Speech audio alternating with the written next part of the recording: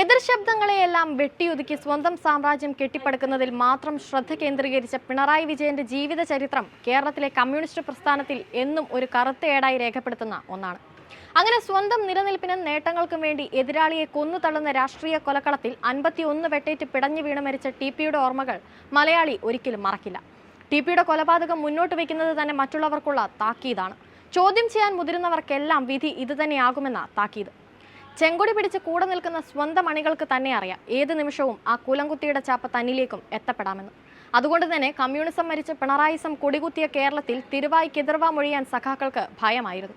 ഇപ്പോഴിതാ അടുത്ത ടി.പി ആകാനുള്ള നറുക്ക് വീണിരിക്കുന്നത് CPM നേതാവും മുൻ MLA-യുമായ എസ് രാജേന്ദ്രനാണ് എന്നാണ് പാർട്ടി വൃത്തങ്ങളിൽ നിന്നുയരുന്ന സൂചന. രാജേന്ദ്രനുമായി നേതൃത്വത്തിനുണ്ടായിരുന്ന അസ്വാരസ്യങ്ങൾ ഏറെ നാളായി ഇടുക്കിയിൽ ചർച്ചാ വിഷയമാണ്.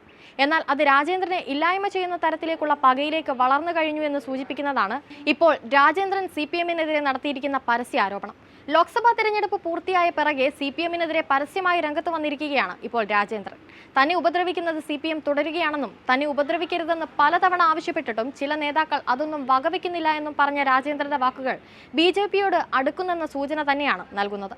CPM തന്നോട് ഉപദ്രവിക്കൽ നയം തുടരുകയാണ്. ഇതിൽ നിന്നും രക്ഷ നേടാൻ BJP പ്രവേശനത്തെക്കുറിച്ച് ആലോചിക്കുമെന്നാണ് നേരത്തെ പറഞ്ഞിരുന്നതെന്നും അങ്ങനെ ഒരു സാഹചര്യമാണ് ഇപ്പോൾ ഉണ്ടായിക്കൊണ്ടിരിക്കുന്നതെന്നും എസ് രാജേന്ദ്രൻ പറഞ്ഞിട്ടുണ്ട്. CPM-ൽ നിന്ന് തനിക്കുണ്ടായ പ്രശ്നങ്ങളൊന്നും പരിഹരിച്ചിട്ടില്ല. തെരഞ്ഞെടുപ്പിൽ പ്രചരണത്തിനിറങ്ങാൻ ആരും ആവശ്യപ്പെട്ടില്ലെന്നും താനില്ലെങ്കിലും കുഴപ്പമില്ല എന്ന ചിന്തയാണ് CPM-നുള്ളതെന്നും എസ് രാജേന്ദ്രൻ വ്യക്തമാക്കി.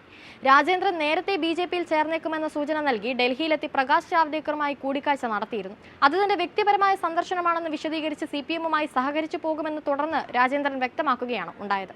എന്നാൽ തെരഞ്ഞെടുപ്പ് പൂർത്തിയായതിന് പിന്നാലെ തന്നെ ഉപദ്രവിക്കുന്നത് CPM തുടരുകയാണെന്നാണ് എസ് രാജേന്ദ്രൻ ഇപ്പോൾ ആരോപിച്ചിരിക്കുന്നത്. BJP പ്രവേശനത്തെക്കുറിച്ച് വീണ്ടും സൂചന നൽകുമ്പോഴും CPM പ്രാദേശിക നേതാക്കൾക്കെതിരെയാണ് രാജേന്ദ്രൻ ആരോപണം ഉന്നയിക്കുന്നത്. മൂന്നാറിലെ ജില്ലാ സെക്രട്ടേറിയറ്റ് അംഗമാണ് തനിക്കെതിരെ പ്രവർത്തിക്കുന്നതെന്നാണ് എസ് രാജേന്ദ്രന്റെ ആരോപണം.